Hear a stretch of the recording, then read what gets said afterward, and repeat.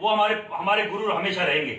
ताउम्र जब तक ये धरती रहेगी, क्षत्रिय का गुरु ब्राह्मण ही रहेगा। और जिसके मन में रावण है उसका सर कटेगा, चाहे वो किसी भी जाति बिरादरी का हो और चाहे वो कोई सी भी रावण सेना चलाता हो, उसको चौराहे पे लटकना पड़ेगा।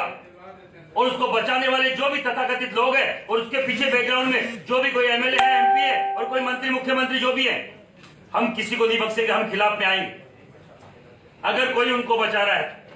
और जो एमएलए खुद आईपीएस, एक पूर्व आईपीएस अमिताभ कुमार बोल रहा है, तो उस लिखित में मुख्यमंत्री को, यहाँ के डीसी को लिख रहा है कि उसका वहां के जो भी नारायण झा जो वहां का एमएलए है, वो लोकल एमएलए उसमें इन्वॉल्व है, तो उसके खिलाफ कार्रवाई क्यों नहीं हो रही।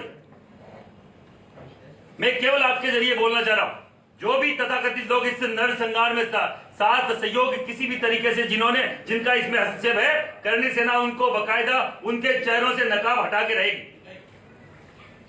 आने वाले दिनों में पटना घेरेंगे, जैसा भी हो, कुछ भी किसी भी तरीके से जो समझना हो समझ ले। अगर इस पे जल्द से जल्द कार्रवाई नहीं हुई तो केवल सांत्वना देने आए थे, कल तो उस परिवार को गोद लेने आए थे, उनके मरम पे पट्टी करने आए थे, उनके दर्द को हम महसूस करने आए थे। दर्द दिल में है और वो सड़कों पे आया तो लोगों के लिए ठीक नहीं होगा, किसी के लिए ठीक नहीं होगा, उन राजनीतिक पार्टियों के लिए, उन समाज सरकार के नुमाइंदों के लिए जो किसी को बचाने का काम कर रही है। इतना बड़ा एक फौजी को मार दिया जाता है, उसको गोली मारने के बाद उसके पेट में बकायदा कटार चला के उसके पेट को फाड़ दिया जाता है, उसकी हथेलियां बाहर निकाली जाती है, उनके बच्चों के सामने उनकी आंख को बाहर निकाला जाता है, और आज तक कोई बड़ा आदमी बोलने को तैयार नहीं। क्या यह हमारी गलती है कि हम क्षत्रिय समाज से, हमें दलित समाज से होना चाहिए था? दलित हमारे भाई है, कोई दिक्कत नहीं, उनकी कोई प्रोग्राम को कोई भी किसी भी उनकी कोई दिक्कत कोई सुनता, हमें उससे कोई अफसोस नहीं है, पर हमें समानता के अधिकार के साथ भारत में जीने का अधिकार है नहीं है? क्या इस स्वतंत्र भारत में जिसने 562 रियासतें जिस जाति समाज के व्यक्तियों ने इस भारत के निर्माण के लिए दी, क्या हमें यह भी अधिकार नहीं है? इन अधिकारों का हनन क्यों किया जा रहा है? क्या केवल एक जाति बची है पूरे देश में अत्याचार के लिए? एक मुट्ठी चने के लिए आदमी को मार दिया जाता है और कोई बोलने वाला नहीं। एक मुट्ठी चने के लिए पटक पटक के तड़पा तड़पा के मार दिया जाता है। आज तक संतोष कुमार की बात को उठाने वाला कोई नहीं है। क्यों? कहां गए वो नुमाइंदे?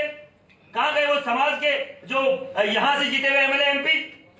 कहां गए वो मंत्री जो समाज के हिस्से से मंत्रालय लेके जाते हैं? क्यों एक दो चेतन आनंद जैसे, बबलू जैसे एमएलए यहां बोल रहे हैं?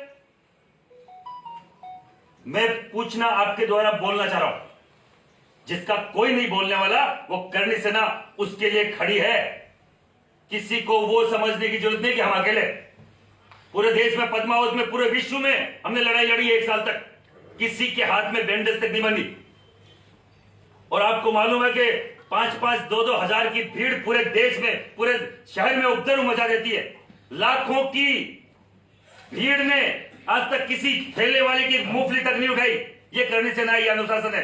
15 सालों में आज तक लाठीचार्ज नहीं हुआ। ये करनी सेना ये अनुशासन है। और ये अनुशासन कालू साहब की देन है, हमारे खून में वो बहते हुए उस रक्त की देन है, जो हजारों साल से इस देश के लिए जाति संप्रदाय का कोई यहाँ कोई गलत बोलने की बात करता है, जहर बोलने की बात करता है, तो मैं आपको पूछना चाह रहा हूं, हर एक जाति बिरादरी का अपना अपना काम धंधा है।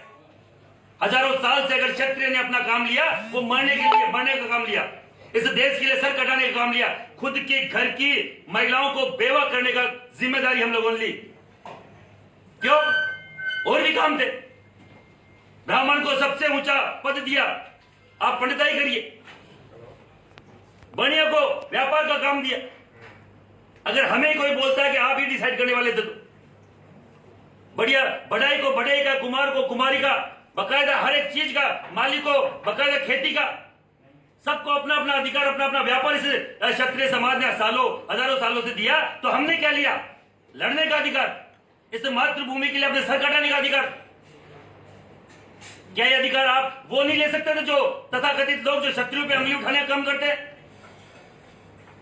हमने कभी गलत वो आचरण इस देश के इस जनता के साथ नहीं किया। आज भी 3600 कौम की अगर कोई बात करता है तो क्षत्रिय समाज का व्यक्ति होता है। हम किसी भी जाति बिरादरी के पक्ष में विपक्ष में कभी कोई स्टेटमेंट जारी नहीं करते, पर हर दिन हमारे खिलाफ कोई ना कोई साजिश होती रहती है। ये गलत है, हम लोग इसका विरोध करते हैं। करणी सेना इसी के लिए आज से 15 साल पहले बनी थी और इसके लिए हम तटस्थ है। उसके लिए हमें किसी भी तरीके का रोड मार्च करना पड़े, चाहे पूरे देश में बड़ा जन आंदोलन करना पड़े, हम लोग करेंगे।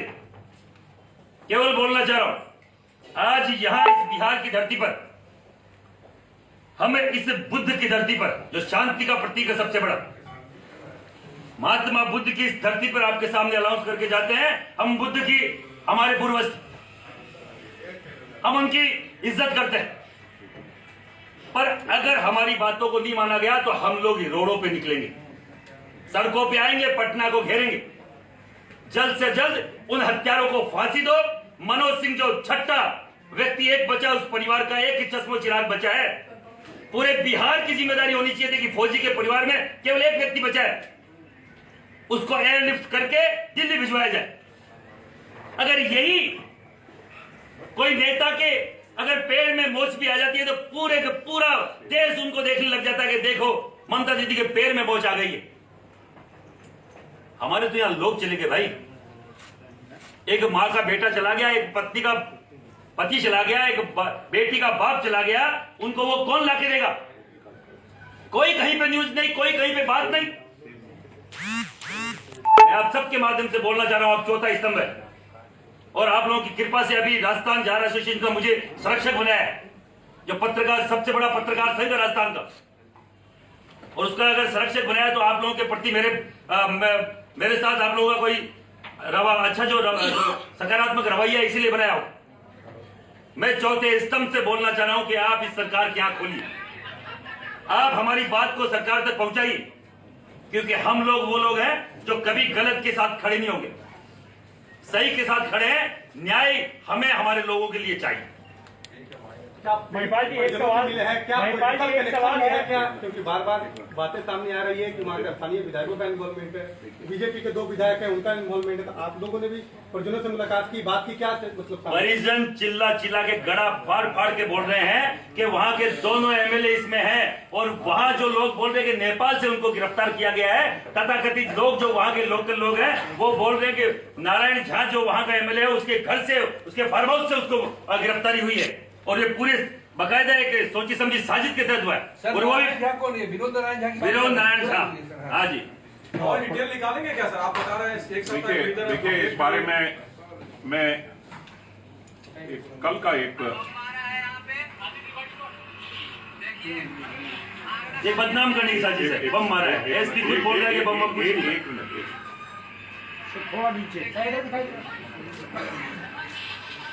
इसमें 3 लोगों की आवाज आप सुनिए।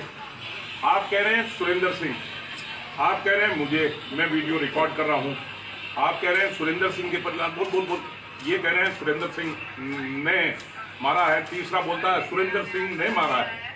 सुरेंद्र सिंह अब 70 साल का आदमी, उन्हीं के द्वारा रिकॉर्डेड है, मुझे पता नहीं है कि इन्होंने रिकॉर्ड किया है, पर यूट्यूब की रिकॉर्डिंग है।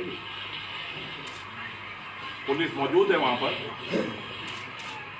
और कहीं कुछ जल नहीं रहा है। जो हमारी जानकारी में आया वो किस्सा ये है कि कोई कचरा पड़ा था, बीड़ी फूंक के, माचिस फूंक के उसने लगा फेंक दिया, उसके कारण से जो कुछ खंडहर थे उसके पास में घास कचरा जल गया। जो हमें जो प्रशासन ने जानकारी दी है उसकी बात कर रहा हूं मैं हम तफ्तीश करने नहीं गए थे, हमें जो प्रशासनिक अमले ने जानकारी दी है।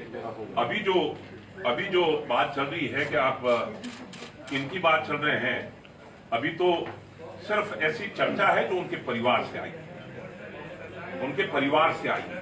हमारी तरफ से चर्चा हम 9वें दिन आपको प्रूफ के साथ, मैंने बताया ना, सुबह 5 बजे से लेकर शाम को 4 बजे तक उस मेन मुलजिम ने किन किन से कितनी बार बात की, हम आपको रिकॉर्ड पेश करेंगे। हम आपको रिकॉर्ड पेश करेंगे। एक सवाल है वीके सिंह जी से, आप प्रदेश अध्यक्ष हैं और बिहार की राजनीति से शायद कालवी जी और मकराना जी से ज्यादा वाकिफ हैं, जो ग्राउंड पॉलिटिक्स है, ग्राउंड रियलिटी है। तो एक बात बताइए, आपने देखा होगा सोशल मीडिया पर काफी लेटर वायरल हो रहा है, एक तेजस्वी जी का, दूसरा सुशील मोदी जी का, दोनों एक एक को टारगेट कर रहे हैं।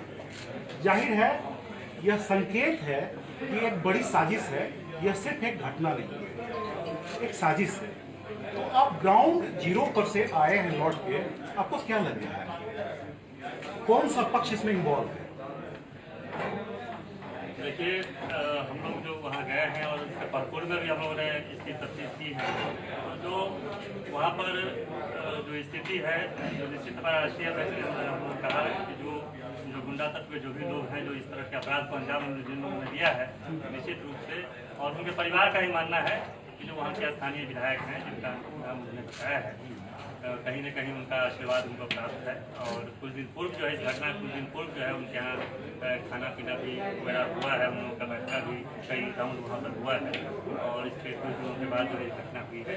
हम लोग थोड़ा देखिए इस तरह का कोई साक्ष्य तो नहीं है, वो जुटाना पुलिस का काम है, प्रशासन का काम है, सरकार का काम है, लेकिन एक सवाल तो उठता है कि चूँकि उनका नज़दीकी रहा है और इसलिए हमारे आदरणीय जो संस्थापक हैं लोकेश सिंह काड़वी जी ने अभी आप लोग के समझ कहा कि भाई इसकी कॉल की जांच होनी चाहिए। हम कार्रवाई की बात भी नहीं कर रहे हैं, लेकिन कम से कम अगर सवाल उठता है, उसके परिवार का मानना है कि कहीं ना कहीं उसका इन्वॉल्वमेंट है, तो इस सरकार का दायित्व तो बनता है कि अपनी स्थिति को स्पष्ट करें और सही जांच उसको करें। जांच कराने में क्या हर्ज पड़ता है, हम हो आप हो, जांच कराने में कोई फर्क नहीं पड़ता है। ये मांग तो विपक्ष के नेता भी ने किया है। देखिए, ये परिवार की तरफ से लगाए गए बात है जो हमारे भी गले उतर रहे हैं, इसीलिए हम उस रास्ते पर जाना चाह रहे हैं। बेनीपट्टी 2.7 किलोमीटर है जहां से वाकया हुआ। बेनीपट्टी थाना 2.7 किलोमीटर, 3 किलोमीटर के अंदर है। कल जो बम पड़ा नहीं पड़ा, एसपी के कहने से तो नहीं पड़ा शायद, और हमारी जानकारी में भी ऐसा बम नहीं पड़ा। आपकी जानकारी में हो तो जरा आप भी जांच कर लीजिए।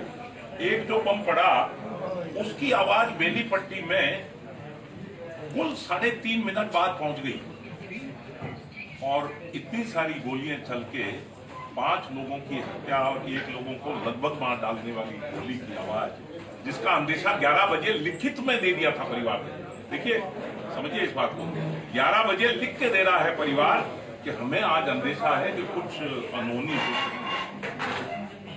1:03 में वो शुरू होता है घटनाक्रम और 1:08 पर खत्म हो जाता है। 4:27 पर पुलिस वहां पहुंचती है।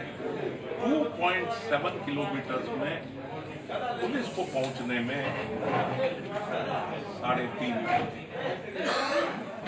किस और इशारा करता है? देखिए, अभी सिर्फ आरोप प्रत्यारोप है, इसलिए मैं इस पर बहुत एक बात मैं आपसे जानना चाहूंगा कि एक व्यक्ति जेल में बंद थे जी, इसी कारण बच गए। SC/ST एक्ट उस पर लगा है, के पर भी साजिश के कारण लगा था। तत्काल अभी मामला गर्म है तो उनको छोड़ा गया है, क्या उन्हें आरोप मुक्त किया गया है? देखिए, अभी उस मामले में उनको पैरोल पर, क्योंकि कल 12वीं थी, आज लेकिन दाह संस्कार में नहीं छोड़ा गया।